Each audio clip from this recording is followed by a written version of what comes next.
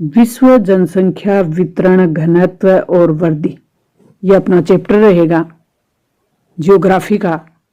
Second number का chapter है। इस चैप्टर को हम प्रश्न पत्र योजना, बोर्ड ने जो प्रश्न पत्र योजना बनाई है 2023 की, उसके अकॉर्डिंग इसको हल करने वाले हैं। तो सबसे पहले हम देखेंगे कि खंड ए होगा, उसमें एक क्वेश्चन अपना आएगा, क्वेश्चनों की संख्या 1 होगी, अंक भी 1 होगा। वह जो पार्ट होगा उसमें प्रश्न संख्या 1 होगी, लेकिन वो 1.5 मार्क्स का होगा। तो टोटल इस तरीके से 2.5 मार्क्स का अपना ये चैप्टर होने वाला है। इस चैप्टर को हम हल करेंगे। विश्व में सर्वाधिक जनसंख्या घनत्व वाला देश है वह सिंगापुर। कटंगा जाम्बिया का जो क्षेत्र है वो किसके लिए प्रसिद्ध है? तो वो तांबे के लिए प्रसिद्ध है। किसने कहा था कि लोगों की जो संख्या है वो खाद्य आपूर्ति की अपेक्षा अधिक तेजी से बढ़ेगी? लोगों की संख्या खाद्य आपूर्ति की अपेक्षा अधिक तेजी से बढ़ेगी, तो वो थे माल्थस। जापान का कोम्बा ओसांके क्षेत्र किस कारण से शान बना हुआ? वह है औद्योगिकरण के कारण। जापान एक औद्योगिक देश है, तो जापान में बड़े स्तर पर औद्योगिकरण के कारण कोम्बा ओसाके जो क्षेत्र है वो सुनसान बना हुआ है। स ऑप्शन अपना सही हो जाएगा। जनांकीय संक्रमण की प्रथम अवस्था किससे संबंधित है? उच्च जन्म दर, उच्च मृत्यु दर से। दो समय बिंदुओं के बीच हुए जनसंख्या के परिवर्तन को यदि प्रतिशत में व्यक्त करें तो वो जनसंख्या वृद्धि दर कहलाती है। वह ऑप्शन अपना सही हो जाएगा। जनसंख्या परिवर्तन को मापने के लिए निम्नलिखित में से कौन सा घटक अनिवार्य नहीं है? इसमें अपन को ऑप्शन दिए हैं कि प्रजननशीलता, मृत्यता और प्रवास और स्वास्थ्य। स्वास्थ्य इसमें घटक अनिवार्य नहीं है। सर्वाधिक जन्म दर वाला महाद्वीप है अफ्रीका। जनसंख्या की सबसे कम वृद्धि दर कहाँ पाई जाती है? ओशनिया। विश्व में सर्वाधिक जनसंख्या वाला देश कौन सा है? तो सर्वाधिक जनसंख्या वाला देश है वो है अमेरिका। एशिया में जनसंख्या की संघनता का कारण क्या है? एशिया में सर्वाधिक जनसंख्या संघन जनसंख्या और विरल जनसंख्या, जनसंख्या 2 प्रकार से पाई जाती है। तो एशिया में संघन जनसंख्या का क्या कारण है? यानी जनसंख्या है वो नजदीक नजदीक और ज्यादा पाई जाती है। तो उपजाऊ मैदान, औद्योगिकरण और नगरीकरण, ये सब कारण हैं जिसके कारण एशिया में जनसंख्या की जो संघनता है वो ज्यादा है। द ऑप्शन अपना सही हो जाएगा। विरल जनसंख्या वाला देश है कौन सा है? विरल जनसंख्या वाले जो प्रदेश होते हैं वो उष्ण मरुस्थल या अति ठंडे क्षेत्र या ठंडे मरुस्थल। तो ये सब विकट परिस्थितियां हैं। जहां विकट परिस्थितियां होंगी वहां जनसंख्या कम पाई जाएगी।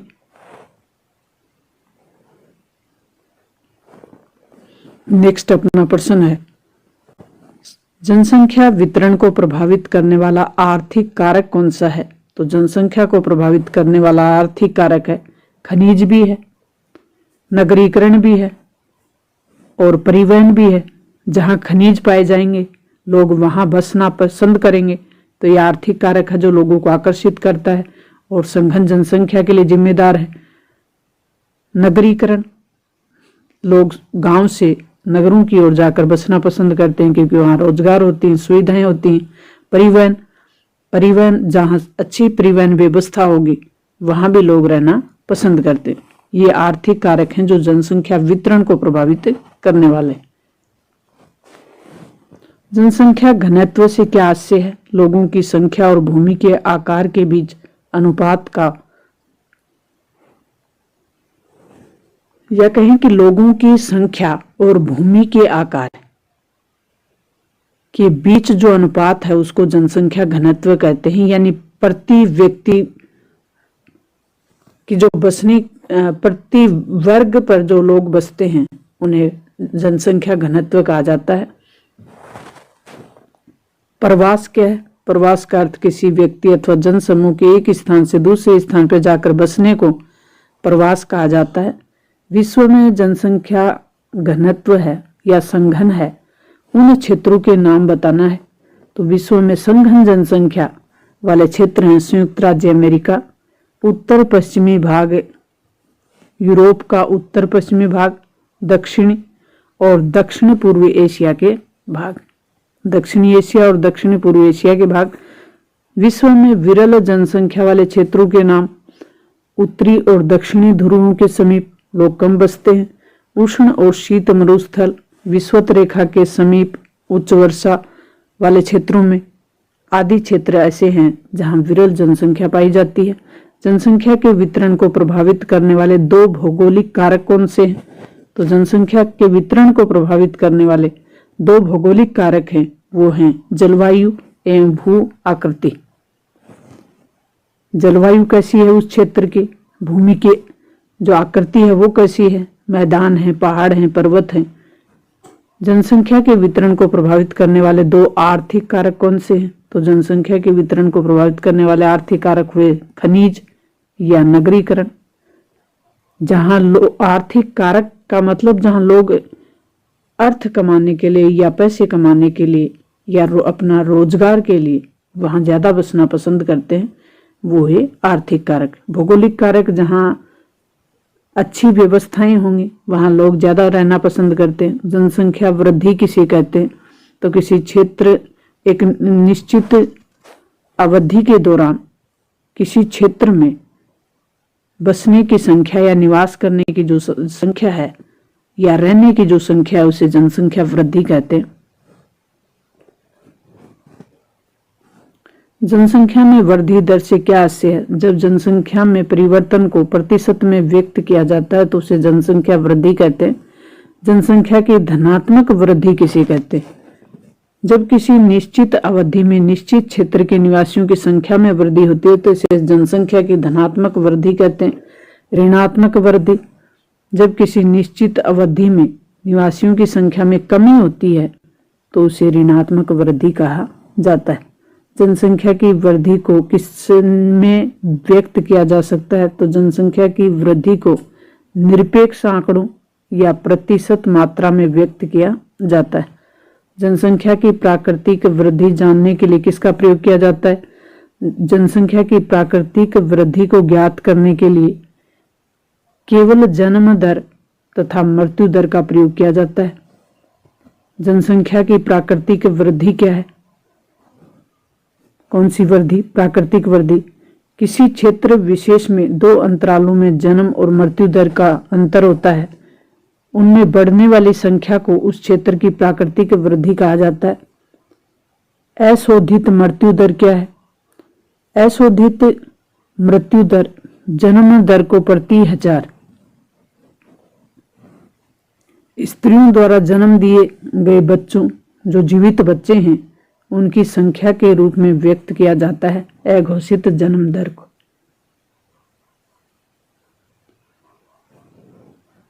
अघोषित जन्म दर है।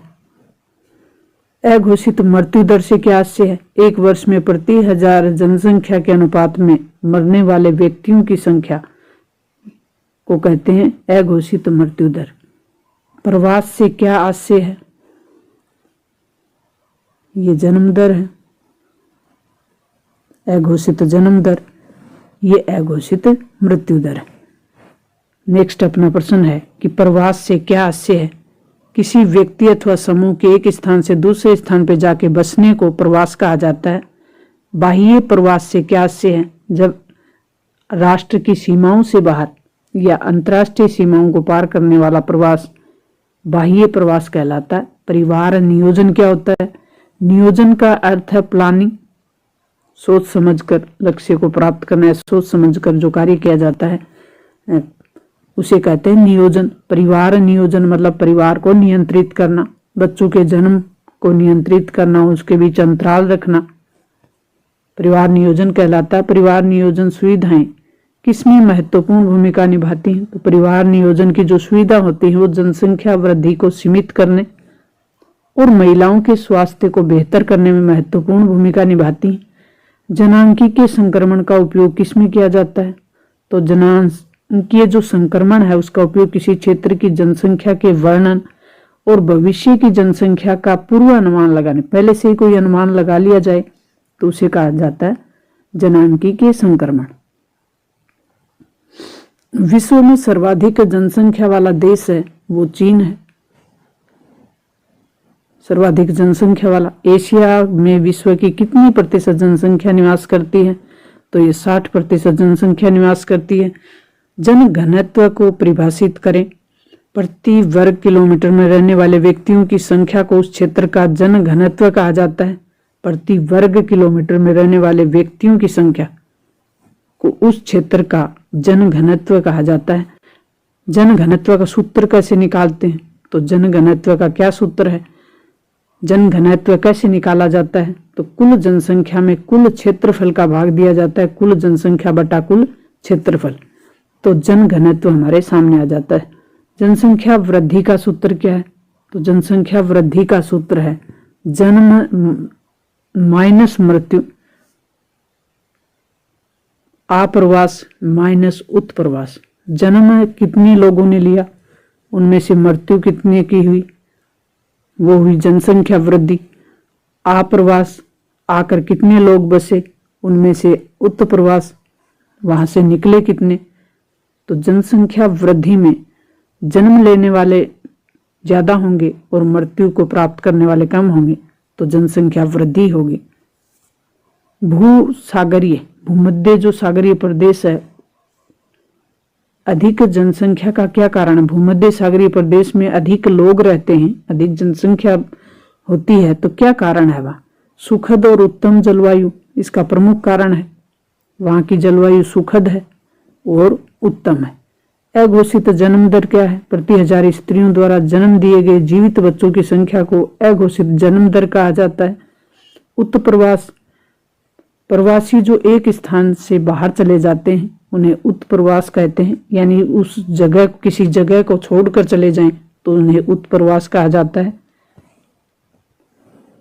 जनसंख्या वितरण को प्रभावित करने वाले कोई दो कारक, जनसंख्या वितरण को प्रभावित करने वाले दो कारक हैं जलवायु और मृदा। जहां की जलवायु अच्छी होगी वहां लोग ज्यादा आकर बसेंगे, जहां की जलवायु विकट होगी वहां लोग कम बसेंगे। मृदा मिट्टी अगर उपजाऊ होगी तो लोग ज्यादा बसेंगे, मिट्टी है वो उपजाऊ नहीं होगी तो वहां लोग कम बसना पसंद करेंगे। प्रवास किसे कहा जाता है? किसी व्यक्ति या व्यक्तियों के समूह द्वारा अपने निवास स्थान का स्थायी परिवर्तन होता है, वो प्रवास कहलाता है। और ये स्थायी या अस्थायी या मौसमी हो सकता है। प्रवास स्थायी हो सकता है, अस्थायी हो सकता है और मौसमी भी हो सकता है। जलवायु किस तरह मनुष्य को प्रभावित करती है? स्पष्ट कीजिए। जलवायु का मनुष्य पर प्रभाव उत्तरी ध्रुवीय क्षेत्र में स्थित जैसे अलास्का, ग्रीनलैंड, कनाडा का उत्तरी भाग और साइबेरिया तथा दक्षिणी ध्रुव के चारों तरफ विस्तृत अंटार्कटिका महाद्वीप अत्यधिक ठंडे होने के कारण लगभग मानव विहीन पाए जाते हैं। इन क्षेत्रों में लोग बहुत कम बसना पसंद करते हैं, या कई ऐसी भी जगह हैं जहां लोग होते ही नहीं हैं तो उसे मानव विहीन कहा जाता है। तो जहां जलवायु विकट होगी, जिसका उदाहरण है कि उत्तरी ध्रुवीय क्षेत्र के पास अलास्का, ग्रीनलैंड, कनाडा, उत्तरी भाग साइबेरिया, दक्षिणी ध्रुव के चारों तरफ का क्षेत्र अंटार्कटिका महाद्वीप जो अत्यधिक ठंडे हैं, इसलिए यहाँ लगभग जो क्षेत्र है वो मानव विहीन है। मध्य अक्षांशों में विस्तृत गोबी मरुस्थल, शीत और शुष्क मरुस्थल के कारण ये भी जन विहीन है, यानी मानव विहीन है। पृथ्वी के धरातल का लगभग 160 लाख वर्ग किलोमीटर क्षेत्र ऐसा है जहां अधिक सर्दी के कारण खेती नहीं की जाती, यानी प्रतिकूल जलवायु मनुष्य को आलसी, निर्बल और अकुशल बना देती है, जबकि उत्तम जलवायु के निवासी फुर्तीले, उत्साही, दक्ष और जोश से भरे रहते हैं। तो इस तरीके से हम लिख सकते हैं कि जलवायु किस तरीके से प्रभावित करती है।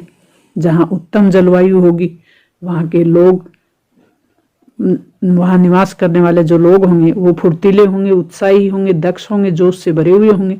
लेकिन अगर प्रतिकूल जलवायु होगी तो वहां के लोग निर्बल होंगे, आलसी होंगे और अकुशल होंगे। प्रवास को प्रभावित करने वाले कारकों का उल्लेख करें। तो प्रवास को प्रभावित करने वाले कारक हैं प्रतिकर्षण कारक।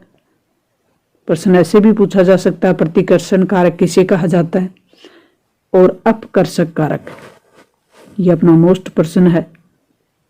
प्रतिकर्षक कारक में हम बात करें जैसे बेरोजगारी, रहन सहन की निम्न दशाएं, राजनीतिक उपद्रव, प्रतिकूल जलवायु, प्रतिकूल प्राकृतिक आपदाएं आती रहती हों तो उसे कहते हैं प्राकृतिक विपदाएं, महामारी, सामाजिक आर्थिक पिछड़ेपन के कारण उस जगह पर कम लोग आकर्षित होंगे और मजबूरी में छोड़े गए अपने स्थान को प्रतिकर्ष प्रेरित प्रवास कहते हैं। ये प्रतिकूल परिस्थितियों के कारण लोग यहाँ के स्थान को छोड़ देते हैं, उसे कहते हैं प्रतिकर्षक कारक। तो उसके लिए ये जिम्मेदार हैं बेरोजगारी, यानी वहाँ रोजगार नहीं हो लोगों के लिए, रहन सहन की जो दशाएं हों वो भी निम्न हो, अच्छी नहीं हो, राजनीतिक उपद्रव होते रहते हों, प्रतिकूल जलवायु हो, प्राकृतिक आपदाएं आती रहती हो, महामारी फैल रही हो, या सामाजिक आर्थिक पिछड़ापन हो, तो उस जगह को लोग छोड़ देते हैं, उधर बसना कम पसंद करते हैं।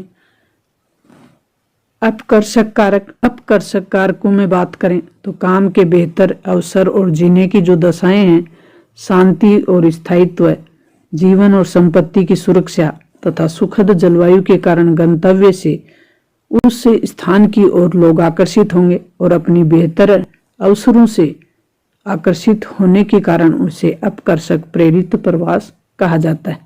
जनसंख्या की धनात्मक और ऋणात्मक वृद्धि को समझाएं।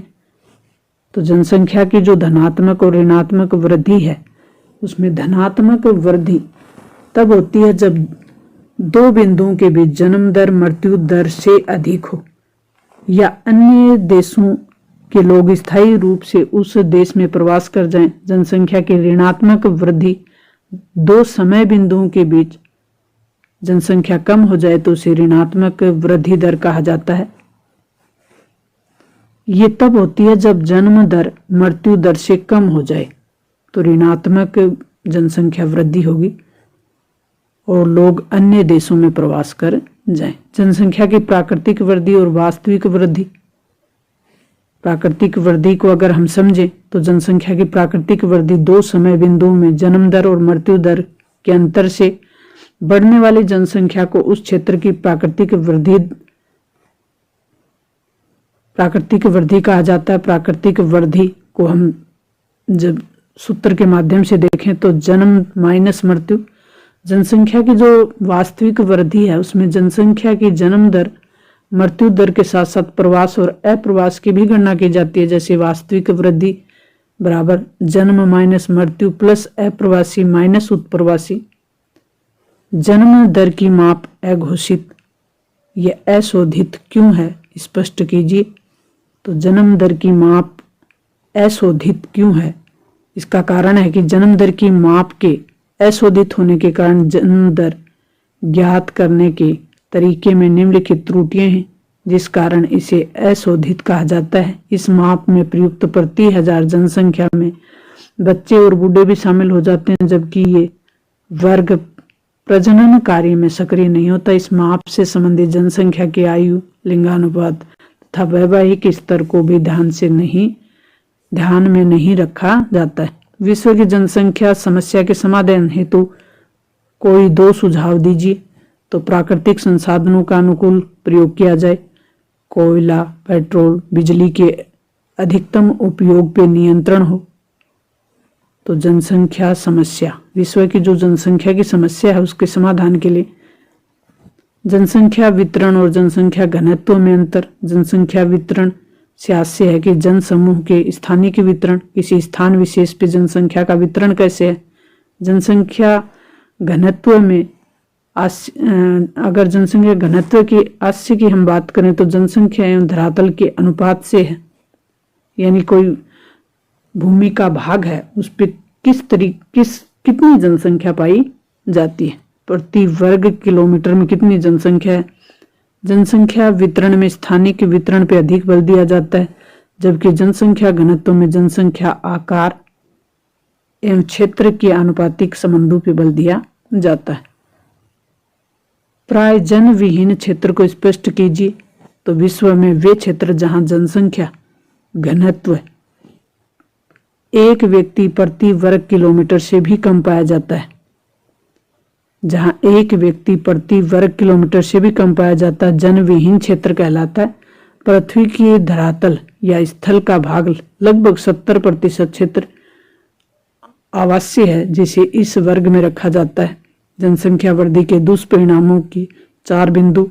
तो जनसंख्या वृद्धि के दुष्परिणाम, जनसंख्या वृद्धि के फलस्वरूप खाद्यान्न आपूर्ति और आवास की समस्या उत्पन्न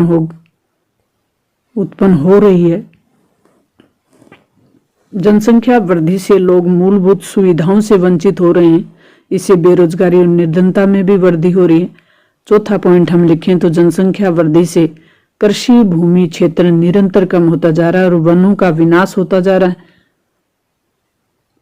भारत में जनसंख्या वृद्धि को नियंत्रित करने के 3 सुझाव। परिवार नियोजन कार्यक्रम को अपनाकर बच्चों के जन्म को रोका जा सकता है। छोटा परिवार रखने के लिए जन जागृति आवश्यक है। जनसंख्या वृद्धि के लिए उत्तरदायी घटक जन्म दर और मृत्यु दर। जन्म दर जनसंख्या में प्रति 1000 व्यक्तियों पर किसी देश में जन्म लेने वाले जो संख्या होगी उसे जन्म दर कहेंगे। मृत्यु दर जनसंख्या में प्रति 1000 व्यक्तियों पर किसी देश में मरने वाले लोगों की जो संख्या होगी उसे मृत्यु दर कहा जाता है। तीसरा इसमें मूलभूत कारक है वो है प्रवास। एक स्थान से दूसरे स्थान पर जनसंख्या के स्थानांतरण को प्रवास कहा जाता है। जनांकीय संक्रमण का सिद्धांत क्या है? तो जनांकीय संक्रमण का जो सिद्धांत है वो है, इस सिद्धांत का प्रयोग किसी भी क्षेत्र की जनसंख्या का वर्णन एवं भावी जनसंख्या के पूर्वानुमान, जनसंख्या का वर्णन कर सकते हैं। भविष्य में वहां की जनसंख्या किस तरीके से बढ़ेगी घटेगी उसका पूर्व अनुमान, पहले से अनुमान लगाया जा सकता है। जनसंख्या परिवर्तन का ये सिद्धांत हमें जानकारी देता है कि जैसे किसी समाज ग्रामीण खेतीहर अशिक्षित अवस्था से उन्नति करते हुए साक्षर नगरीय और औद्योगिकरण की अवस्था की ओर बढ़ता है, किसी देश की जनसंख्या उच्च जन्म दर और उच्च मृत्यु दर से परिवर्तित होने लगती है। तो ये अपना अति महत्वपूर्ण कंटेंट था। मिलते हैं नेक्स्ट और महत्वपूर्ण इसी तरीके के इम्पोर्टेंट टॉपिक के साथ।